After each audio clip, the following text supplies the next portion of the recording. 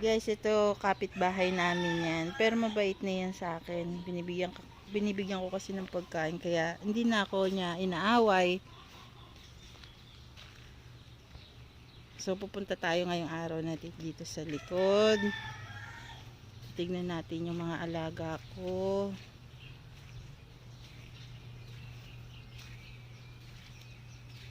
At ating pakakainin. Dito naman tayo sa kabilang bahay. Ay, nahulog ang susi.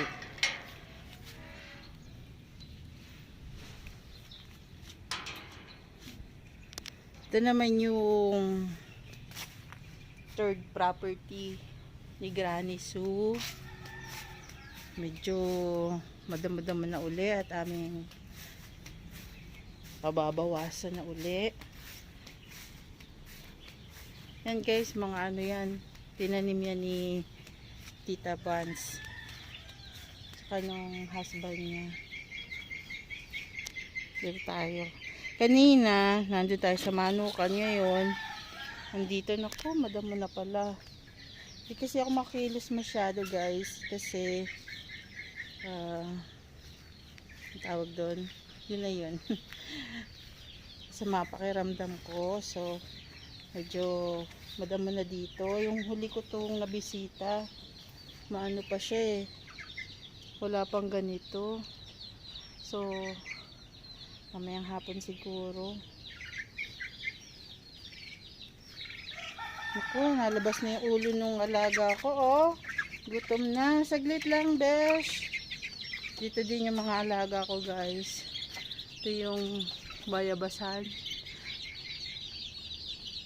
Teka, kukuha mo na ako mga pagkain nyo, besh. Oo. Gutom na ikaw? Gutom na ikaw? Saglit lang, besh. Dito ko nilalagay mga pagkain nila. Pero ito, wala ng laman.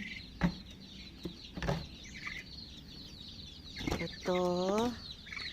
Konti na lang. Pero meron pa ako dun sa loob eh. Meron pa ito mga to eh. Ito, may laman pa to para sa mga ano to eh. Sa mga maliliit dito oh. Mga besh. Oh, nagliliparan na sila. Mukhang malaki na sila. Besh. Buksan natin. Besh, anong nangyari sa inyo? Ano, laki na kayo. Nilagay ko kayo dito eh. Hindi pa kayo nakakatayo. Ngayon, ang kukulit nyo na mga besh. Saka ha. Tignan natin.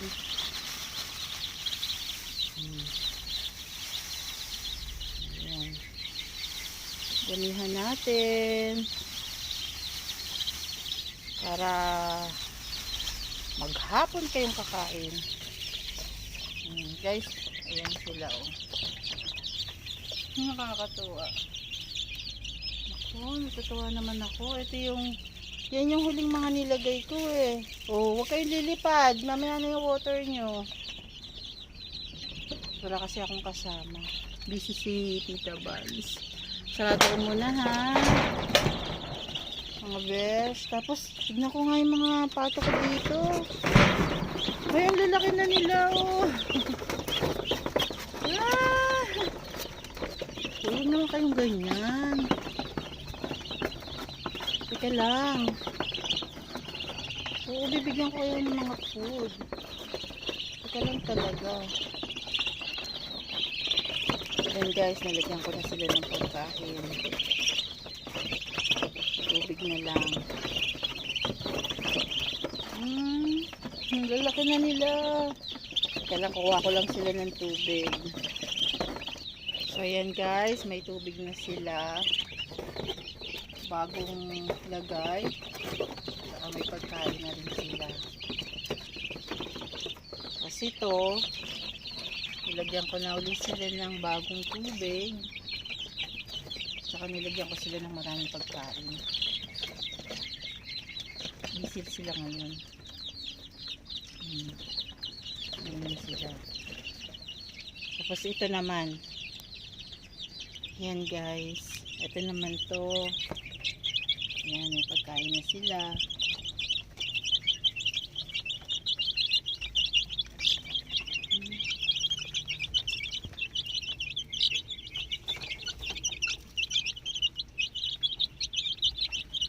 May tubig na silang bago.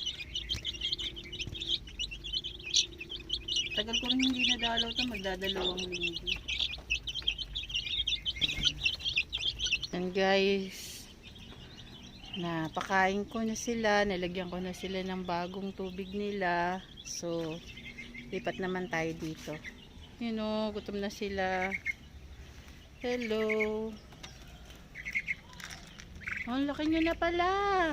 Pwede na kayong lumabas dyan. Ayan guys, nalagyan ko na ng pagkain. Malaki na sila. Oh. Siguro, pwede na kayong ilagay doon, no? Siguro, next week, pwede na kayo ilipat doon sa bakuran kasama nung malalaking pato. Tsaka-tsaka lang muna. Kasi baka kayo kainin doon ng mababait. Laki na, ha? Ayan guys, yan ang aking munting kaligayahan, mga alaga ko.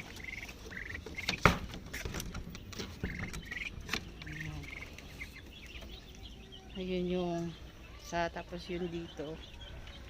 Pagka lumaki-laki na sila, paghihiwalayin ko muna kasi hindi sila magkasya, lalo na itong mga to, marami, oh. Marami to. Kailangan malaki na nga sila, oh. Nakakatawa naman, oh.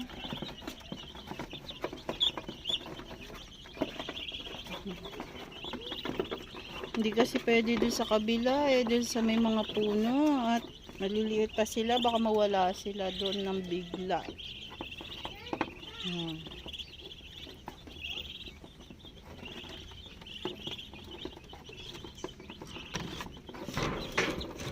Tapos guys, 'di ba, nakikita niyo sa mga vlogs ko, mayroong mga itlog pa yung iba. Kanina nag-post din ako, ayan, oh.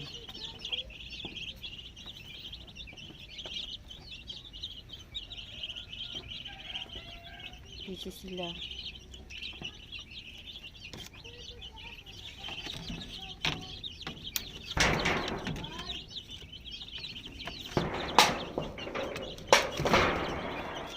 Paano guys? Dito ko sila nilagay sa ilalim ng bayabas. Ayan, para malilom. Ay, may bayabas pala dun, guys, oh. Ayan, oh. Hinog na. Ayan, dalawa sila. Kunin ko na, guys. Teka. Hindi ko siya maabot, guys. Kailangan ko ng tulong nila Tita Bans mamaya na lang. Hindi siya maabot, eh. Medyo, ayun yung papaya ko, daming bunga. Nung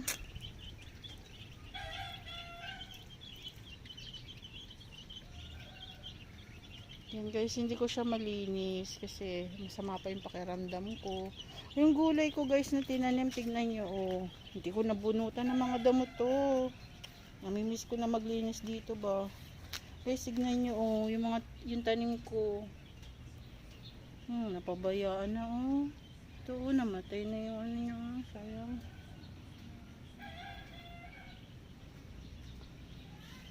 Hindi ko na nalilinis to. Sayang naman. Tuwing hapon kasi napunta ako dito nung hindi pa masama yung pakiramdam ko, naglilinis. Yung aking tinanim na dyan, malunggay. Ayun pa yung iba. Ito yung bahay.